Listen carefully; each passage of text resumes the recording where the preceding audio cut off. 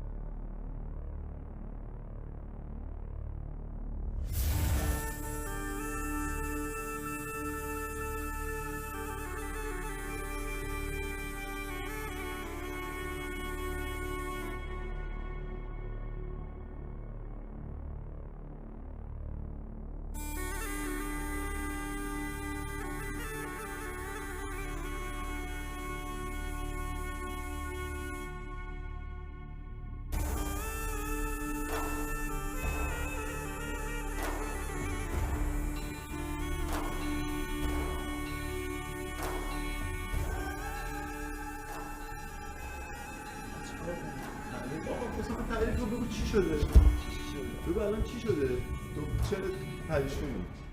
هیچ مشکلی نداریم اونجا. خیلی راحت هم هستیم. کسی کاری نداره. چون که مشکل اگه باشه از خود ماهاست که مشکل ایجاد میشه.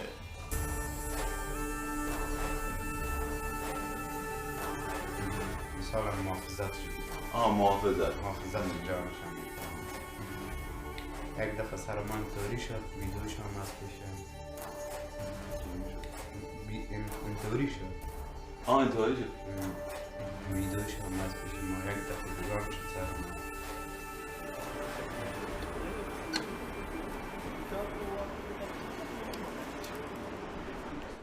Yeah, a very warm welcome again here for our series here in the Ars Electronica Center, Home Delivery, and a special series about zu Hause with, so zu Hause mit, at home with. A very warm welcome also to Yazdan Zand, who is our special guest today. Thank you. Yazdan, you are a student here at the Art University at Time-Based and Interactive Media. You're an artist, you're a researcher, you're a journalist, you are a sound designer, you are a filmmaker. You brought a film which we just saw. What did we actually see now? Hey, thanks for having me. I'm really happy to be here. Yeah, what we saw was a small sequence or a small segment of basically my first experience of producing something, like acting as a director or just making something basically, which was the first project I did in the university. I mean, the story is kind of long, but through a dear friend, I got to basically land in a job in Vienna, which was with the Caritas.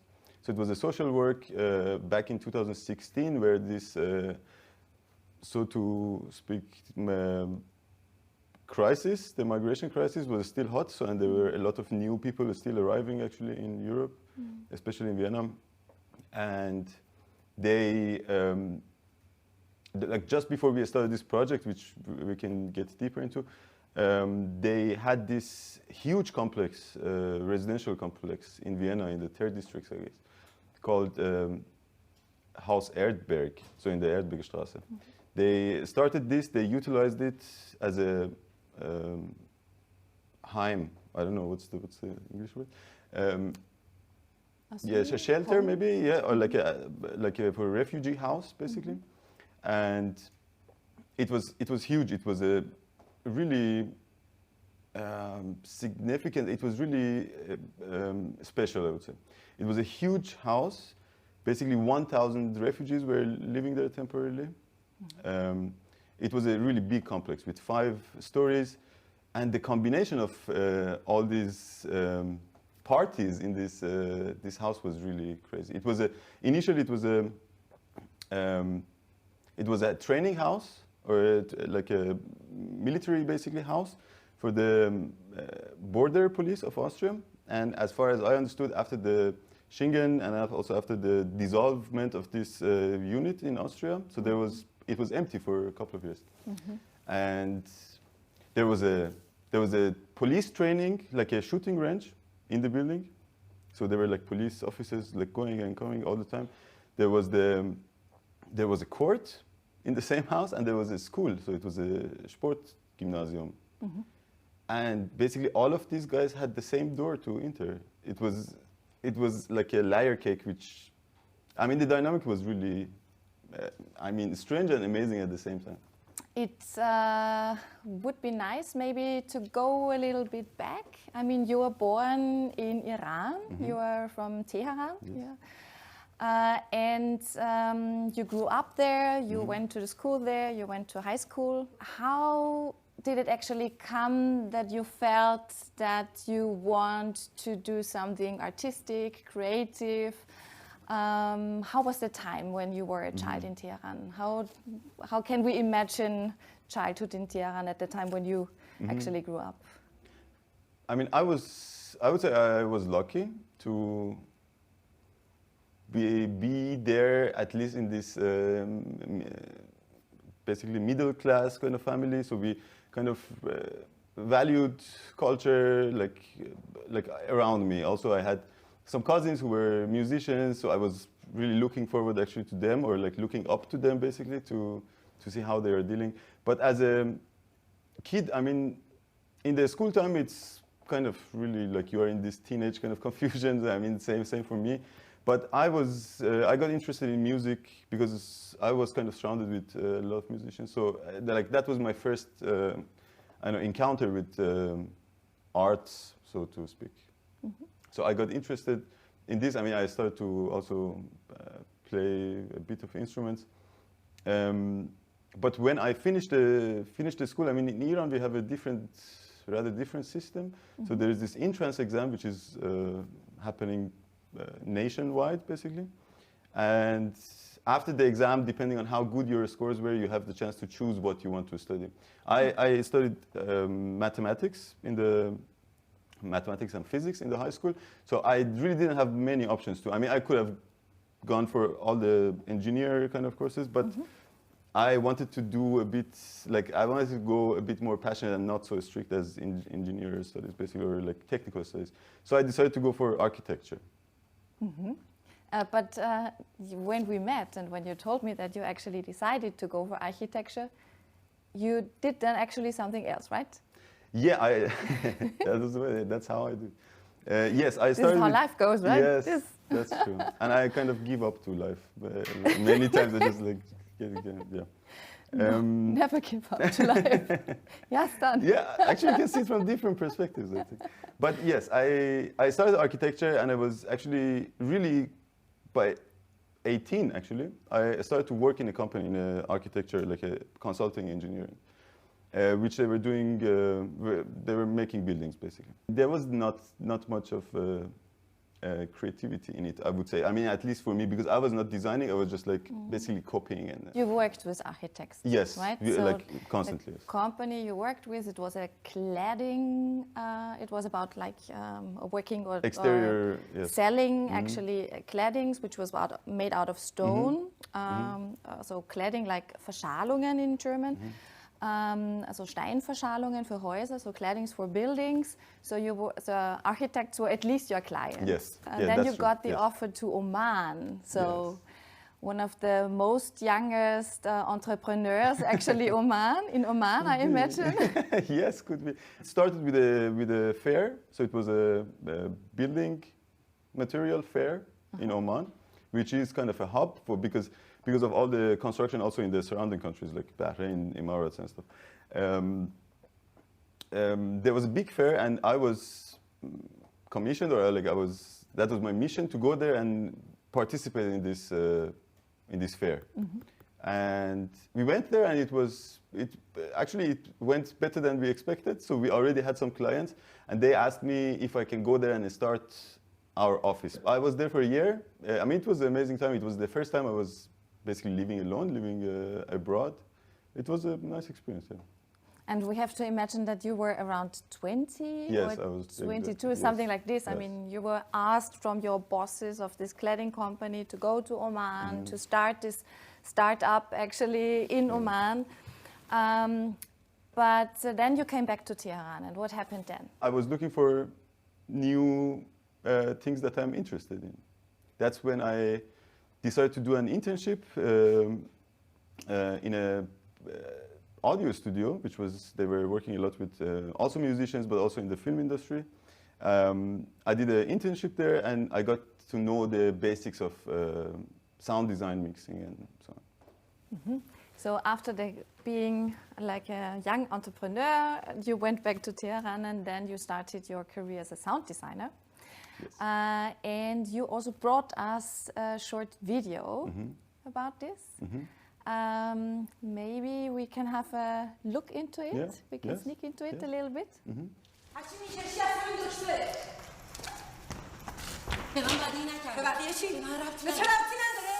من فقط یه چیز ضبط داره اونم انتقام باباست بر همین روز حواسم هست دروغ نگو حواسم هست دروغ نگو به من دکتر واسه من یه وسیله است زحمت بزن تو چشم نباز چیه؟ هیچی خوبی؟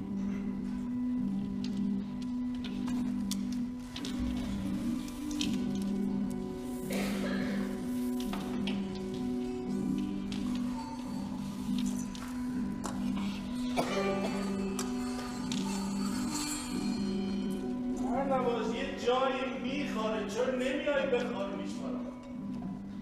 تو از من بدت میاد، از اونجایی که بعد بخارونی که بدت نمیاد. یا بالا یا بالا. مثلا من از تو بدم میاد ولی از چشمات که بدم نمیاد. چشمات خیلی خوبه، آدم رو چنگ میندازه. تو خیلی خوبی، همیشه حرفای خوب میزنی، همیشه به خودت خوب میرسی. خواهرت هم یکم بشون.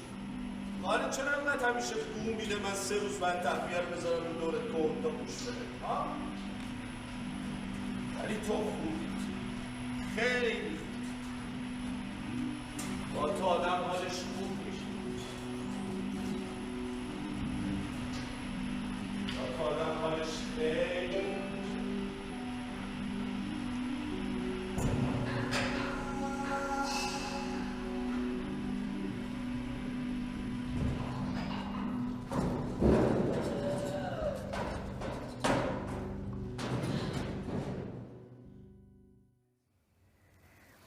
Yeah, in this example that you brought, you were doing the sound design. Yes. And not the video, right? No. I was only doing the sound. The sound design, okay. And why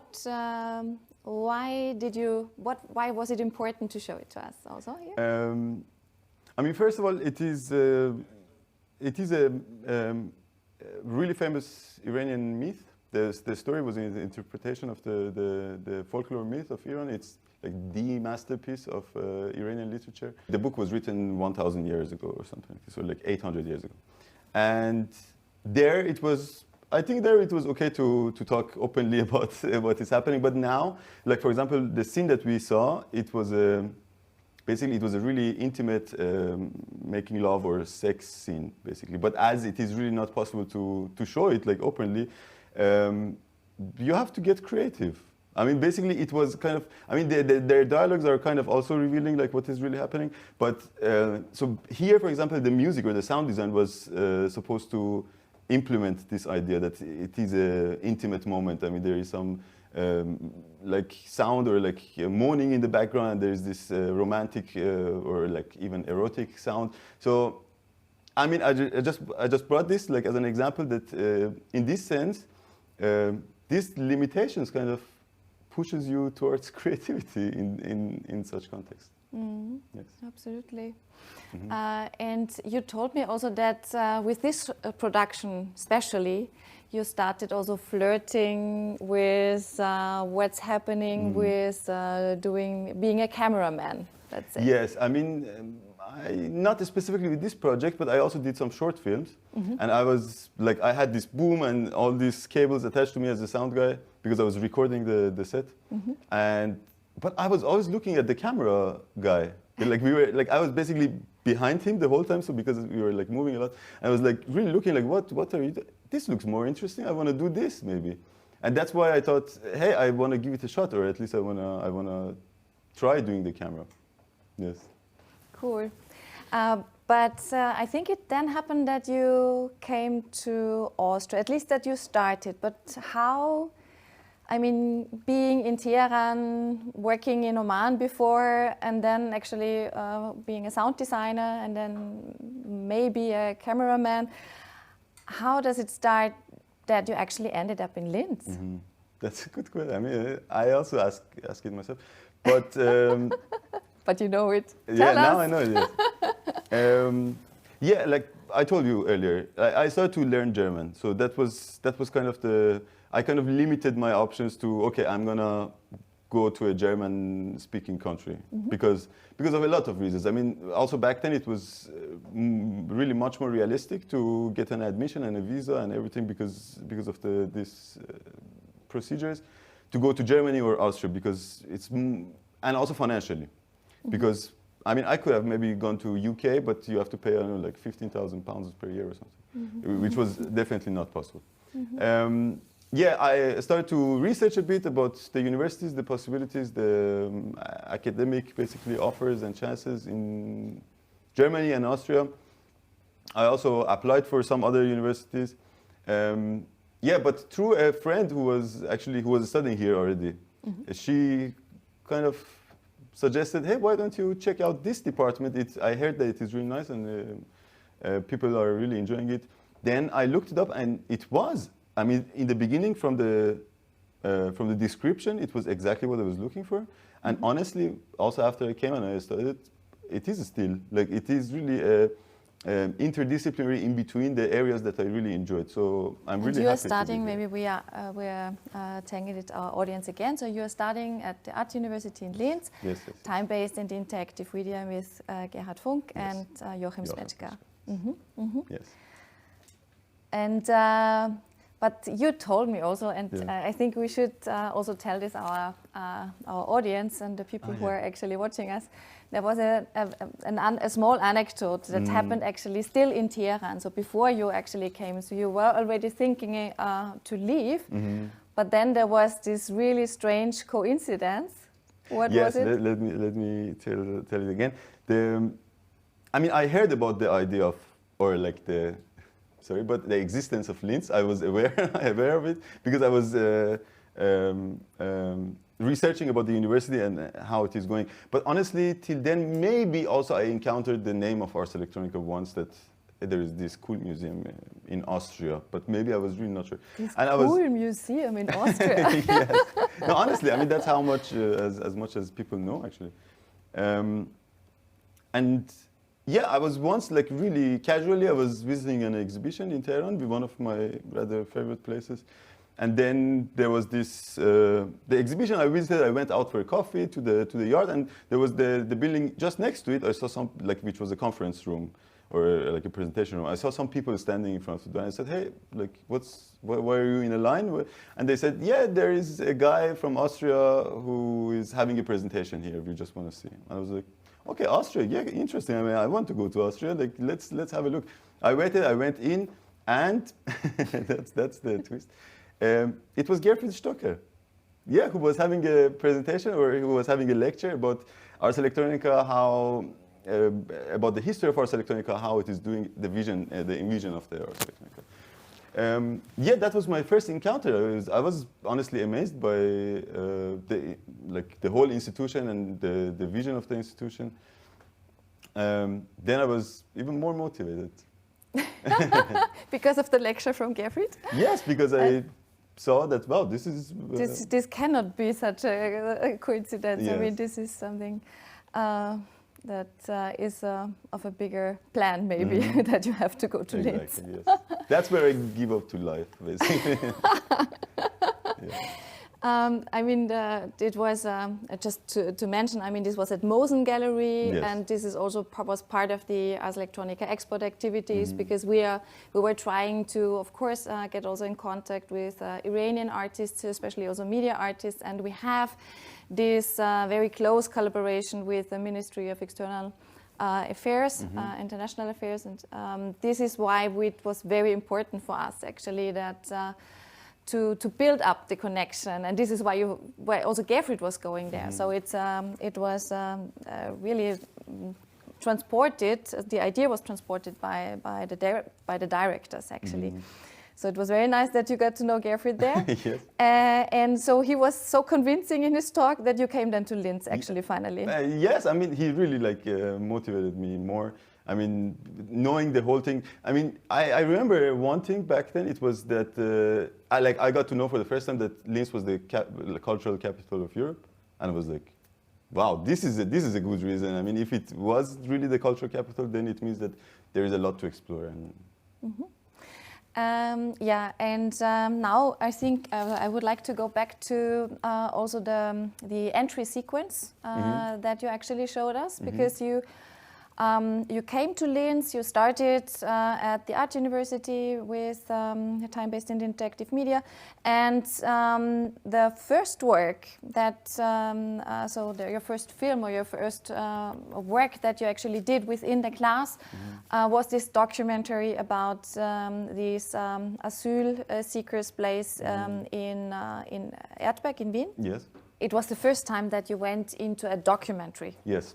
Right, so it was the first time to have also the journalistic approach, Yes, because this is something that is also, I think, one of the characteristics in the way how you think and actually also how you see and how you actually mediate the world, right? I got interested in following this perspective, to hear people out, to see how they think, to see how they work, to see their background, to hear their experiences. That really amazed me. And actually afterwards, I kind of only I stuck to documentaries. So I immediately felt that okay, this is my thing. I want to do this because there are so many stories that I mean, even because later on, I mean, also as you mentioned, my bachelor project is about a real famous artist. I had the pleasure to know him. I mean, even as a famous artist, when you are filming with them, when you are traveling with them, when you are alone with them, they start to open up, they start to tell things that even in their artworks, it's not reflecting directly. So I found this chance to be there and to catch these moments and reflect them. I see this as a chance for a filmmaker or for a documentary maker. Yeah, and I think this is also especially like your way that you would like to follow, because you mentioned it already now in your bachelor project. Actually, what is the name of the artist that you were working together, or that you actually are documenting? Yes, he's called Hossein Maher. He's a master. He has hundreds of students, and everybody loves him. I also really immediately loved him. I mean, I definitely learned a lot also doing this project with him. I had the privilege to travel with him, to really spend some time together, and also, I mean, a lot of things. I mean, there are books about him, there are biographies about him, but still, I mean, also maybe as a film, but never a documentary about him. So I was really I was lucky to be able to do this. And you were traveling to the south of Iran, yes. I mean, if we I also brought another video. If we have a quick look, because the whole topic of the documentary is a lot about recreating memories or visions, and how reliving these childhood memories actually is inspiring him through his career. And also, he is from south of Iran, so that's why I thought that's an amazing opportunity to travel with him to south of Iran, where he inspired the most. Maybe we can. Let us travel to south of Iran.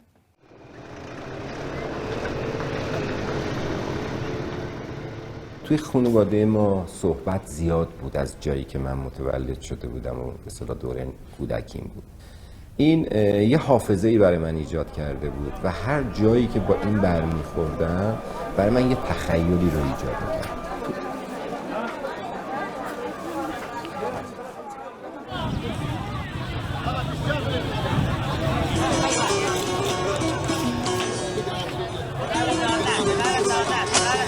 ماهی به لحاظ معنایی خیلی گسترده است در ایران.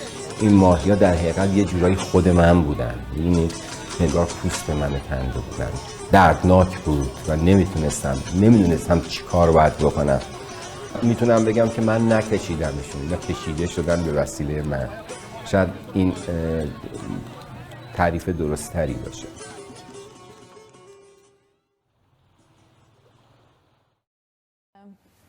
Yes. So there were amazing moments in this journey that we had, and basically he showed me a lot of the references that inspired him through his work.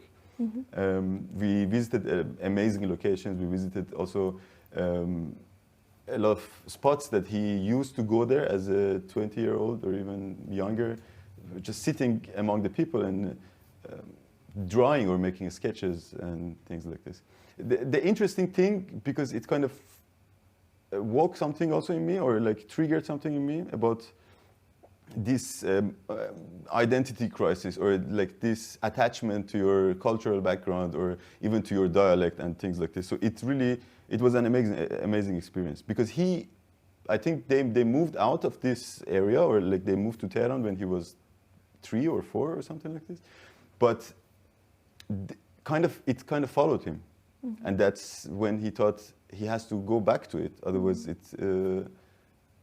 basically it's nonsense to like, because he felt this attachment, and also it kind of triggered this part in me to also look to mine, or at least to protect this attachment to this, because I think if you detach from this, you are lost, or you are at least really confused. So attached to your history, where you're coming from this kind of importance of the memories that you still have. So to have the possibility to recap or reattach or re-relate to it. And you brought a small present, like we are asking all our guests now to bring us a small present, a small souvenir, for our home. And I have to try it. Glad, yes. Okay. And Yazdan, you just told me that it's not a religious thing. It's not. Why women wear it? It's just women, right? Yeah, it's definitely only for women, and it is a big part of the aesthetics, and it's a big part of the culture there. I think before this, or like 2,000 years ago, there were, at least in the cities or in the big civilizations, a lot of cities, women were having some sort of, even Jews, they had some sort of, so it's not but this is definitely not a religious item. It's more of an aesthetic and cultural item. What I would like to highlight, because this is also very much related to just currently what happened to the Ars Electronica Festival. I think what we also at Ars Electronica can be super proud about is that you had this very nice idea of doing another form of documentation of the festival. Everything started when Joachim Smečka actually made an appointment between you or arranged an appointment between you and Gerfried Stocker. And then you had the possibility to show Gerfried actually what you are doing. And you offered him also this, I have to say that you are one of the fathers behind the idea, or the drivers behind the idea of home delivery at all. So you, with all your knowledge of filmmaking, of documentaries and so on, also to Hause with, I can remember the first sessions we also did together. Is there your work with Ars Electronica? Can you tell us like how you came to this very nice idea of the documentary that you did, and why this is so important also for you to elaborate on this. Yes, maybe just really shortly about the background. Just basically, I'm working here since 2019, so it's almost 2 years basically. And I had the experience to be in the festival, like being amazed in the festival, also for more than 2-3 years now. And that's why, like, my basic or initial approach to the festival was like to document it, to talk to people, to see how the whole exhibition came together, for people who were not there, basically have an idea how it is working, how it is curated, how, like, what is the main topic, what are artists talking about. So that was my initial, or now I would call it primitive approach to basically reflect what is happening, or like from my perspective. As you know, like beginning 2020, so everything started to kind of change or to dissolve into other things, and that's when, like, we started with home delivery in general to broadcast, to film everything, basically to make it accessible for people who cannot be physically there, which is first felt really strongly after the lockdown. Then the festival 2020 was coming up, and it was just like, okay, so there are hundreds of cameras all over the place. It's going to be live broadcasted everywhere. So then it really didn't make more sense to just reflect the reality. So I felt that now it's the time to maybe go a bit further or a bit deeper into the, or at least from another perspective, that we could kind of reflect the whole situation of how this is happening, or also from the perspective of an artist. Okay, now we are encountered with a new situation. What's the way that we have to deal with it? Who's supposed to basically define the way that people should interact or should survive in this kind of situation? So a few weeks before the festival, I was trying to figure out, hey, what can I do this year? I mean, because it definitely cannot be as the last years. Then the idea actually developed, I mean, of course, with a lot of your help, because you were kind of my mentor from the beginning, that we would, basically the initial idea was to have protagonists, to have some people that we follow, that we see the whole festival from their perspective. And that's when the amazing duo artists depart. Like, I got to know them from this program, actually, from you. And we started negotiating about if they were interested, and they were so nice and amazing to help me with this. And yeah, then it was like a really short notice, really intensive, basically 1 week of work. Yeah, I mean, from the beginning, I mean, I said yes, I want to do it. I was like, I talked to Christopher Zonleiter, my boss, that hey, I want to do this, and he was like, are you okay? I mean, you want to make a documentary in 3 days? And I was like, yes, I want to do it. Yeah, I kind of encouraged myself to do it, or like basically really like jumping into this cold water, because it's I never tried. Yeah, but I think this is such a nice idea, because having this coronavirus, having this pandemic reality, yeah, and knowing that there are we and all these artists, I mean, we all have the same situation, and some of us are really suffering a lot, especially artists that don't have the chance to perform again, musicians, artists who are performers, who are actually on stage and who actually need an audience in order that they actually can do their work. So I think it was really, really great idea to start this documentary through the eyes of artists in a pandemic reality. But with all the challenges, and I think this is it's also quite difficult, because I mean, there's how was it for you? I mean, were they immediately saying yes, okay, we will do it, because it's also something like very private things that have been shown, very private situations, so intimacy was a feeling that is actually very important also for this documentary, right? Yeah, of course. I mean, I'm really glad that they were our protagonists, because they were really open. They were, I mean, I don't want to say cooperative because that's more of a subjective thing, but they added a lot to the whole thing. I mean, basically we counted on this authentic interaction with them, and from my perspective it worked pretty good because this duo, they are coming from different backgrounds, so to speak. I mean, they know each other, they're working with each other a lot, but we see again in this duo we see different perspectives towards the lockdown or this pandemic, because one was always working from home. The other one is a stage artist, is a musical artist that is on the stage for a lot of time, and then he was much more impacted, but he found his own way to deal with it. And this was I think the main thing.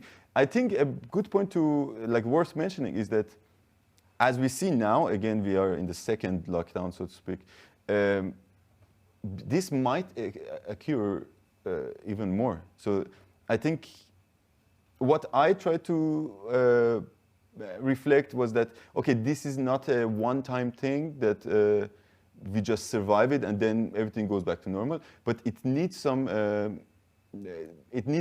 innovation, it needs some new approaches, basically to be ready, or not to be ready, but just to be flexible enough to know how we're gonna deal with all the things that we never thought about so far. Like, I mean, I never thought that I had to stay home for, 1 month.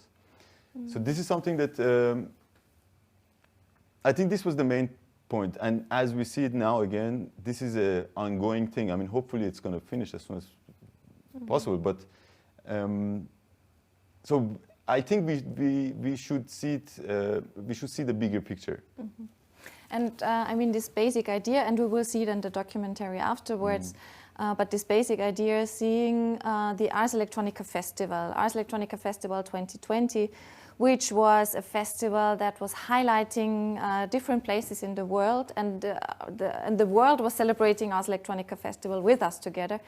And you were the question is like, how can you document a festival that is actually taking place online? And you had this very nice idea in going in a very personal view out of artists, Austrian artists. It was Gregor Lardenhoff and Leonhard Lars from Depart in Vienna, and you were actually following them in every step in the preparation for the project that they did at Linz Main Square. And but documenting actually the whole festival with their participation, because of course they also participated in the animation festival because they got they got an honorary mention there. They participated in a symposium. You were actually following him when they visited the Johannes Kepler University and the exhibitions there, but also other places in the city that has been part of this year's festival. So I think the idea of showing the whole Ars Electronica Festival via the eyes through an artist that is actually participating, but when the festival is actually taking place online, I think that's just a great idea that you had, and we're very much looking forward to seeing then afterwards the documentary. And I have two last questions. Yeah. Just maybe before I add something else, because regarding what you said, I think because we also Sara Petkus is also a big part of the documentary, because she's like a loyal fan or a loyal artist or a frequent artist of the festival, so she was always participating in this. American artist, also media artist, installation artist, and basically, so we try to use. Or utilize basically the bigger picture in the sense that Depart as an Austrian duo who have the chance to be here physically because they live in Austria, they live in Vienna, but it's really easier. But for our international even participants, like as an artist or visitors, so basically it was not possible, and that's why the whole festival adopted in this direction of being online. So Sara Petkus is reflecting this, the other side of the equation, basically, which is the huge international audience or circle of people who always came to Austria, had their experiences, and I think her being there was a good balance of showing the bigger picture of how people perceived it also from the online perspective, and also how people who could physically be there experienced it. Let me immediately jump to the last question before we see the documentary. And this is, of course, the obligatory last question. What does home mean for you? Yes. I mean, it's really amazing how it sounds like a simple question, but it's really a complicated theme, I would say. I mean, first of all, I think home or being home is more of a feeling than a physical place, of course. It's just, I mean, that's also really amazing. I mean, this was a question if you were asking, I know the biggest philosophers of 100 years ago, they would have answered it really immediately. It's like clear, you know. So I think this whole concept of globalization and the media and everything make it really hard to answer. For me, every time I think about it, it just gives me an identity kind of crisis. I mean, of course, home is where you are looking forward to go back to or to return to every day. I mean, let me just tell you my experience, like after going through the migration. Sometimes when I go home, it's the same apartment basically. I feel definitely at home. I feel comfortable. I feel even loved. I feel happy. But like in 2 days in the same place, I don't feel like at home. So I think for me, it's more of a dynamic, fluid feeling. I mean, of course, as we mentioned already, I really would refer to culture, to where I was born, as a string that I would like to go back to at some point. But for me, it's really a fluid feeling. It just changes every time. I mean, now home is Linz, actually. Mm-hmm. Thank you very much, Yazdan. Thank you very much for participating today. Thank you. Thank you very much for joining and taking your time in joining us at Zu Hause mit. Please follow us also for our next sessions. We already had interviews with local artists like Irene Bosch, like Kike Enrique Domage, like the Depart collective that was just mentioned, and so on. So please check it out on our YouTube channel. Like us, subscribe, help us to tell the world about this wonderful artists that we actually have around Ars Electronica, or in the context of Ars Electronica here in Linz and apart. So it's not only Linz, it's Upper Austria, but it's also Vienna. Yeah, and hope to see you soon again. Ciao, ciao. So, wir haben keine gescheiten Lust, oder? Fuck.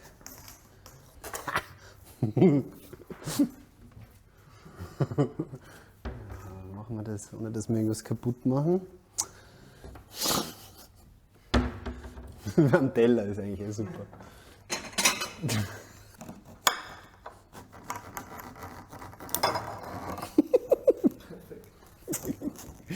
So, jetzt. Ja, ist nicht so gut wie der andere. Aber es ist immer ein bisschen so eine Durchmesserfrage.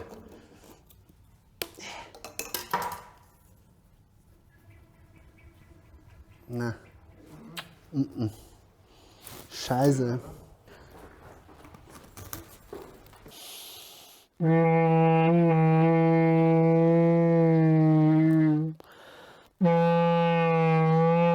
It sounds like a clarinet, huh?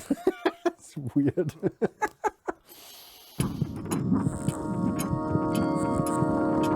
My name is Gregor Lardenhoff. I am a composer, producer, sound artist, musician, whatever you want to call it. Most times I just say I'm an artist because I do other stuff as well.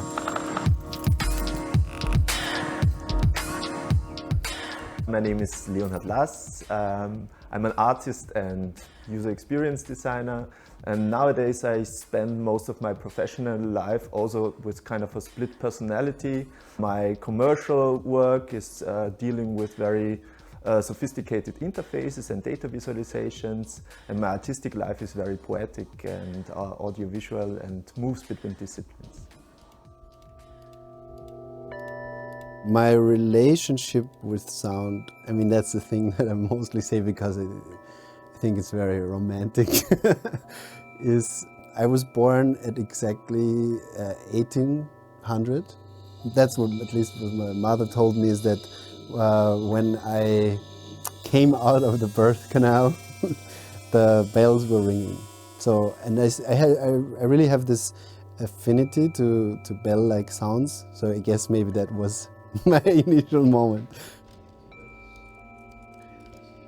My artistic work is there for me to reflect on something, or to try out something that interests me and dig deeper, and really have the space to dig as deep as I want and really get lost in the undepths of it.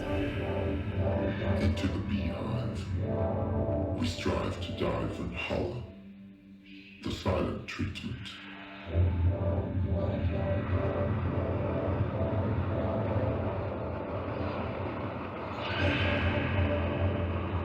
From art history, you would always call things like that mixed media, because it's, yeah, there's sound and there's something visual, and then, so that was always mixed media. And then somehow when technology got more involved and computers came into it, it started to be multimedia, and that's what our studies were called, multimedia arts. But then again, I never hear anybody say multimedia anymore. This, my 40 hours work week is spent in front of a screen meeting with international teams in any ways. So there was not much change, and there was also not much insecurity of if this would go on. And and Gregor had to deal with all of that. So all of a sudden everything that he used to do was impossible, and there was no perspective either. So he just now he doesn't know when it will continue, when it will start up again for real, because what's there now is kind of also just a limited last chance, because in winter it will get worse again, and we all know that. And yes, he has to make a living out of that. I didn't expect to be that much impacted by it. I thought it wouldn't be that much of a problem, but eventually I found out that the aspect of not being able to meet people after the studio in the evening or just have social interaction, it really drained me of inspiration, I would say. And I tried to sit down and write lyrics, and nothing was coming out. It was really like I didn't know this situation before. And after I found out that there's other people struggling with this as well, I was kind of more relaxed. And then it started after the lockdown, when you could meet people again. It started to develop in a more relaxed way again, I guess. We are working together for 20 years as Depart, so we speak our own artistic language, and we know how to communicate. When I prepare stuff, I already have Gregor sitting on my shoulder, and I know how he thinks, and he works the same way.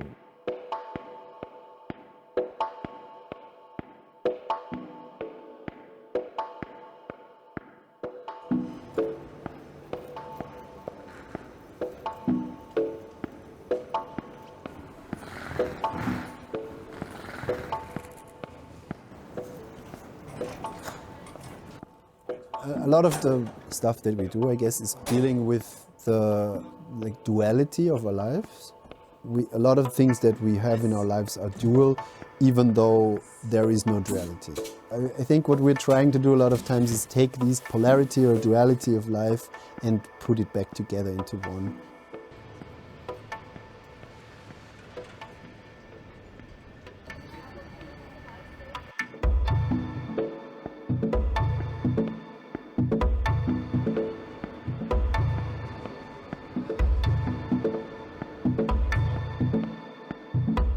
Doppelklick, ja, jetzt ist er. Getting there. Yeah.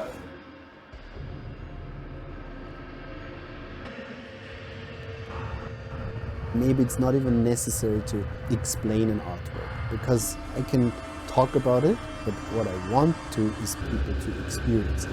So.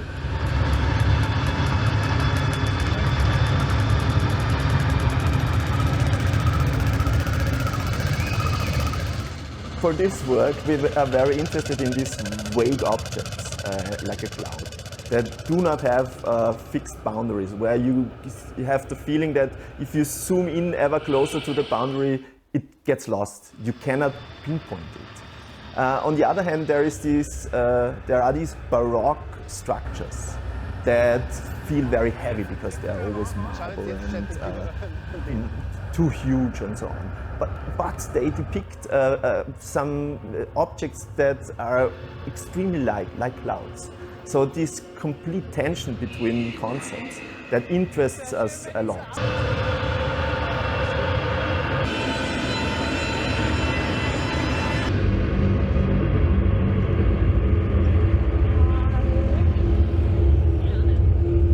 Na, ich bin Ministerin für Heimatschmutz und internationale Affären. Okay. Und das schon seit der Regierungsangelobung Kurz Strache damals, 2017 im Winter. Und besteht natürlich noch immer. Okay. Ist das Ministerium direkt im Heimatschutzministerium? Nein, wir sind ein eigenes, Heimatschmutz. Ah, ja. Also wir sind eben für die Nestbeschmutzer und für den Dreck da. Ja. Ich glaube, da gibt es viele Verbindungen. Wir hatten auch schon mal sowas wie einen Flashmob, wenn ich nur denke, wir haben einmal, weil in Wien ein SVO... Ah ja. Geht's ja weg! Masken, Masken, Masken, Larven aufsetzen. Du, jetzt gib Ruhe. Das ist so ein Kurzsprech. Okay, ja, doch. Na, aber zum Beispiel, wir haben einmal, da haben sie in Wien verboten, in der U-Bahn zu essen und zu trinken auf einmal. Und da haben wir dann auch eigentlich Flashmob-artig ganz schnell einen Speisewaggon in einer Wiener U-Bahn errichtet. Wirklich? Und haben so Schnitzel serviert, aber recht heimlich immer gegessen. Ja. Und geraucht auch. Kinder, die sind ja heutzutage wirklich saublöd. Die haben dann gesagt, schau Mama, die essen, das ist verboten. Die haben uns denunziert, die wollten uns verraten. Das sind die morgigen Kuchen. Die Eltern haben dann gesagt, ja, so, gell? Ja. Naja. Aber sonst kriegen wir schon viele Reaktionen. Ja, Watschen, Anzeigen, ja. Ja. Es ist immer ein freiwilliges Angebot, so wie jetzt auch die Arbeit. Du zwingst niemanden, da jetzt raufzuklettern oder so. Es gibt ja auch solche Arbeiten, die ich aber irgendwie problematisch finde.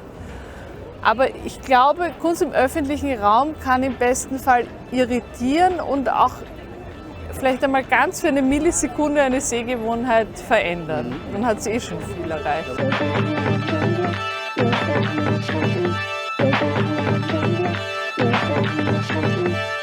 We entered the Ars Electronica competition with our VR piece, The Entropy Gardens. So we, of course, thought when we heard that we have an honorary mention, we thought, okay, maybe we can exhibit the Entropy Gardens, but it was a completely different thing that because the Wild State is this curated like part of the Ars at the Kunstuniversität, at the University of the Arts, and they were asking us if we could do something with the actual university.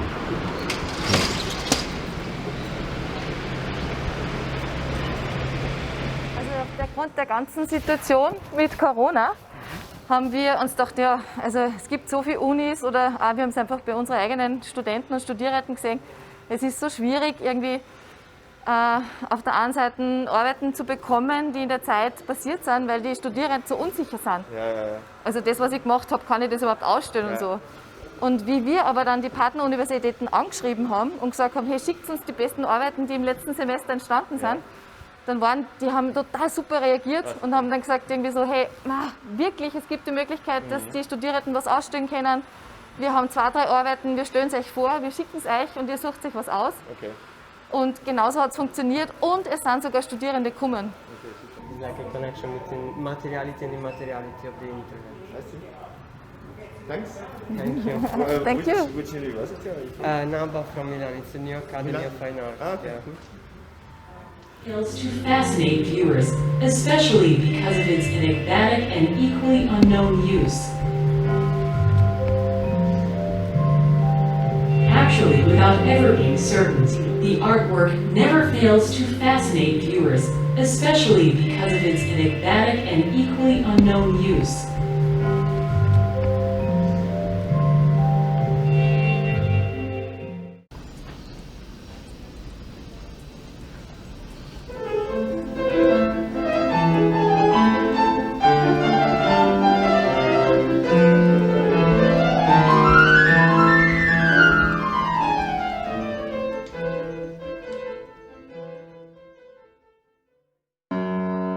Doesn't bend.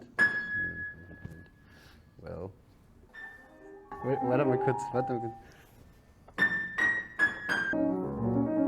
And can you step on the pedals, Julian? Yeah, it's better.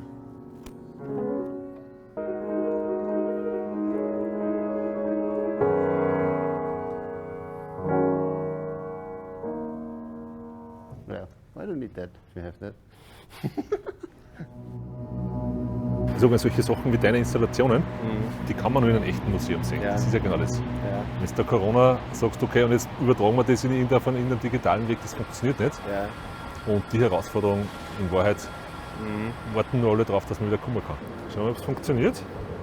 Das auch in Japan machen. Ah, okay. Also kannst du sagen, da hast du auf dem Screen eben die Kamera von Japan und dann bloß in Japan Seifen blasen. Darum sind wir froh, dass wir wieder offen haben, weil dadurch, dass wieder passiert, auch eingeschränkt, aber es ist auf jeden Fall besser als gar nicht.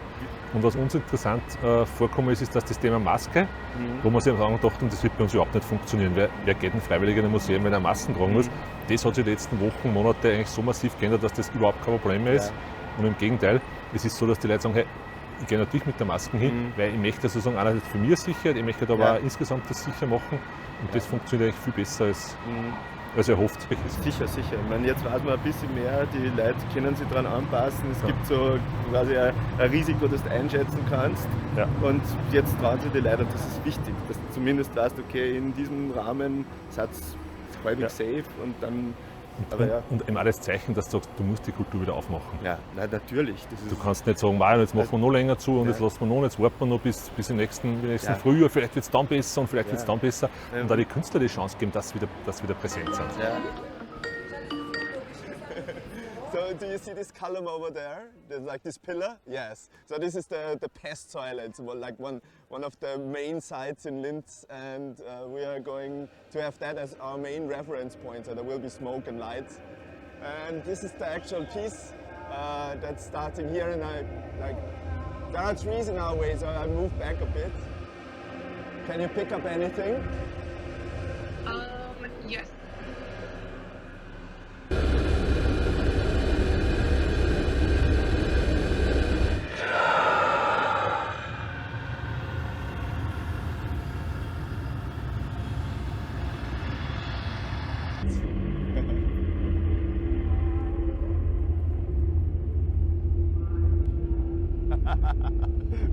Now meet Gregor. Hello. This is the guy that is responsible for the sound that you unfortunately couldn't hear, but maybe we can send you a proper video afterwards. And I can't hear you.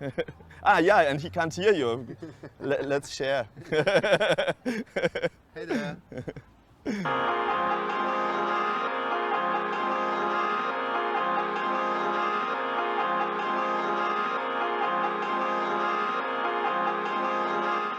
Sag du auch noch was, damit der Test passt. Okay. Aber ich meine, ich brauche dann Space, du musst mir dann irgendwie da so.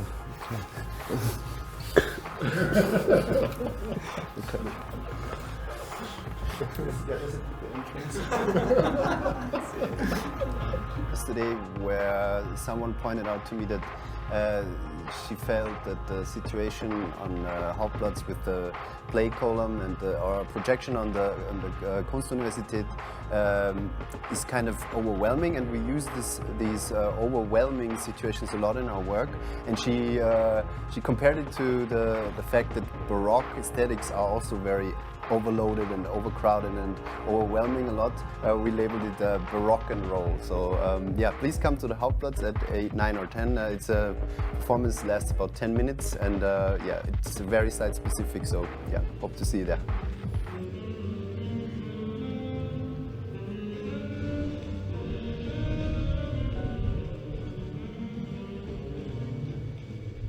It is nice to see, yeah. It is very nice, and it's also extremely cool to see this new location. I Absolutely. love it. And don't imagine how it is when it's raining.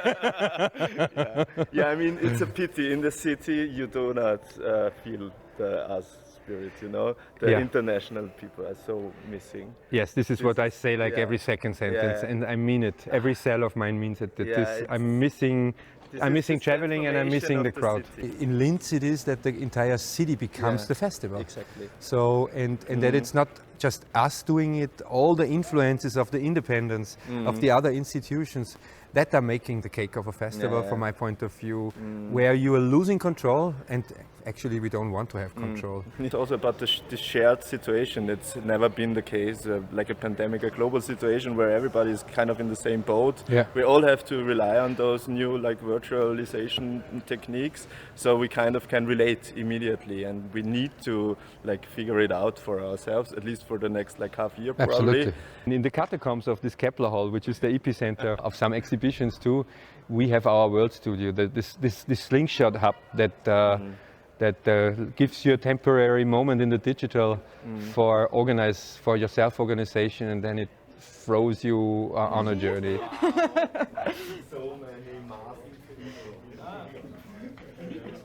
Exactly, so represented by those tables here are the 4 streaming channels. Selection channel, they're going live soon. And here we have Tagesschau format, a New World channel where you have live broadcasting from the stages, like from the outside stage or the Kepler Hall stage. Okay. Channel, Garden channels and Voyages channel, where we have a huge program, especially coming from the different partners all around the world. And they are streaming live in from the partners and then live out onto our channels. The imagination that out there, these more than 160 partners, when you're saying, now we started, and you don't feel anything. But after imagining what is going on, what you trigger on this other side, triggers so much energy and emotions on these 160 spots all around the world. Bringing our approach of innovation on a place, this alternative approach with this critical artistical thinking on a place like this, and bringing this into contact with this academical, very clear structured way of in which didactic innovation has to be established. Bringing this in an exchange is I think the big benefit between the 2 different positions, and it makes 2 different positions to one bigger and higher position from my point of view.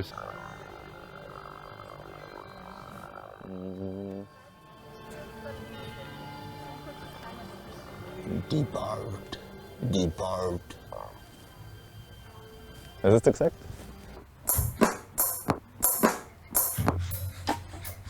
Nee.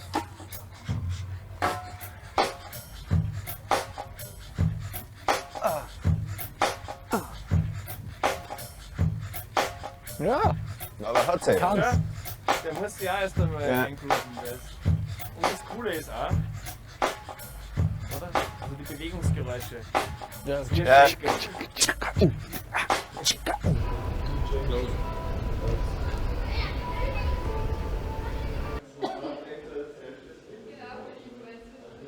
Bei unserem Robo-Psychology Lab geht es ja sehr häufig in der Forschung um Mensch-Maschine-Kommunikation, um Vertrauensaspekte. Wie ist es eigentlich, wenn man gemeinsam mit künstlichen Intelligenzen Entscheidungen trifft? Und um zu erforschen, unter welchen Bedingungen Leute KI-Systemen vertrauen oder vielleicht auch nicht vertrauen, haben wir dieses ganz neue Virtual Reality Game hier kreiert. Das heißt Serum 13. Das heißt, es geht um ein Serum, das du in diesem virtuellen Biotech Lab herstellen musst.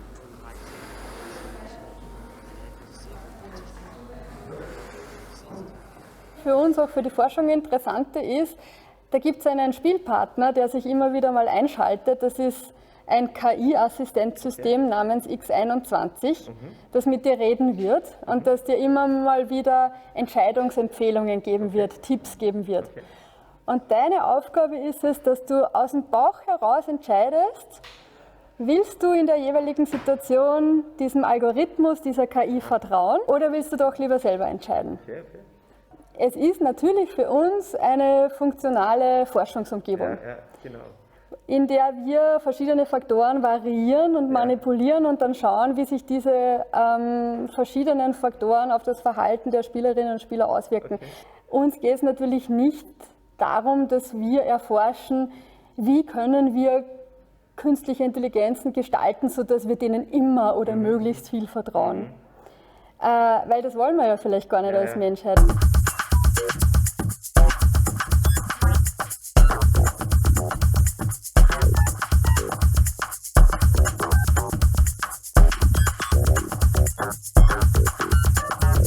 Voll spannend ist, dass das Festival jetzt endlich an die JKU gekommen ist mal und irgendwie fragt man sich heuer, warum ist das eigentlich nicht schon längst der Fall gewesen, oder? So ein tolles Gelände. Ich habe es überhaupt nicht gekannt davor.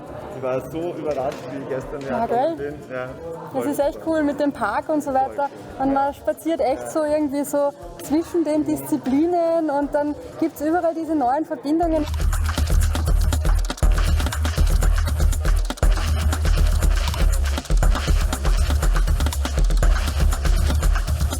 Bundesvorsitzende, wollen Sie vielleicht ein paar Worte vorab zu Herrn Tiefenthaler richten? Herr Tiefenthaler, stramm gestanden, die Frau Minister fühlt sich geehrt durch ihr Lob und sieht sich in die Und Lage Ihre versetzt, dreckigen Witze immer. Genau, und diese hinterfotzigen, dreckigen Witze zu belobigen. Frau Minister, ich bitte Sie.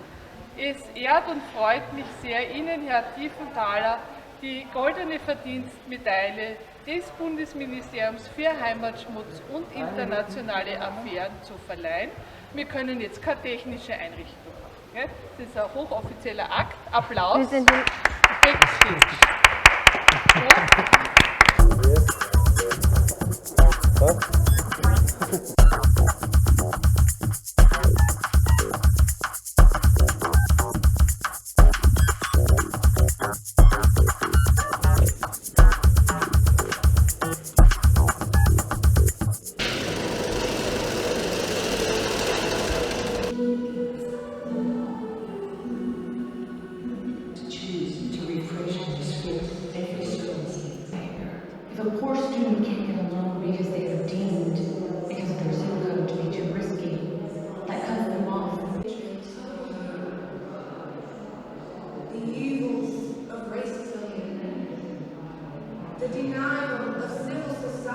I'm gonna play my first streaming live gig at Ars Electronica now. I think it's more of an exception to the rule.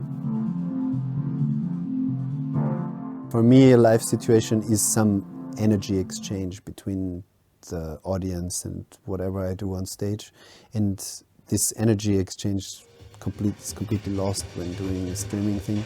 I don't really see that as a way of expressing myself a lot, to be honest.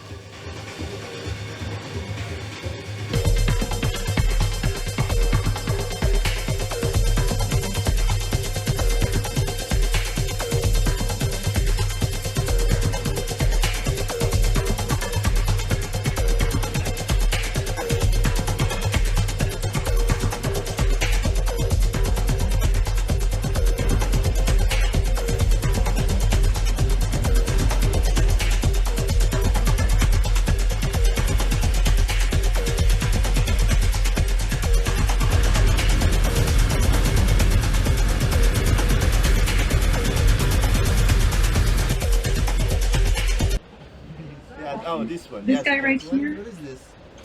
Is that? Yes, hello, middle feet. His head is empty right now because we are currently working on his brain. Noodle Feet is a adolescent space probe. That's how I view him. His dream is to one day go to another planet and explore and taste all of the rocks that are there, because That's what all space probes want to do, right? The first things Mark and I tried to teach Noodle how to recognize using his new, like, self-contained brain.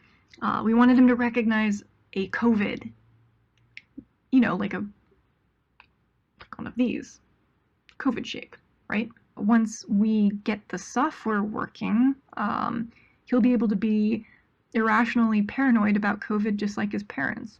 Irrational is not the word. Compulsively on his mind, like his parents. Yes, compulsive. So what did you catch of Ars Electronica Festival? What did you see? I appreciated being able to see everything, like not having been there, not actually being there in person. It just it was a little bit jarring to not, you know, be able to see artwork in person. How many times have you been to Linz in person? 4. 4 times. Yeah. So I don't know. I have like this kind of, I love Linz. Like I love coming there and seeing it, and my head is sort of got this image of what the festival is locked in. Like like going to the OK Center and going to Post City and walking around and having that Alice in Wonderland sort of experience of going down in the bunker and having like finding things that you don't expect. Half of it is really the experience of being there in person. So it was strange to me to, as an artist, to look at things and have the expectation of that and not have all these other layers included in the experience. Oh, the batteries.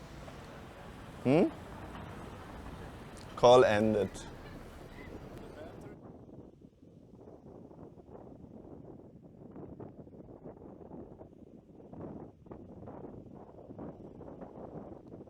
We all together started this festival with a very nice project, Empty Chairs, as a symbol of what we were aiming to do, and I think achieving really in a wonderful way. Creating space for each of us, providing space for our audiences, for the art and for the society. And Empty Chairs as a symbol that we want all of you to stay in our network, to come back, to fill in the empty spaces.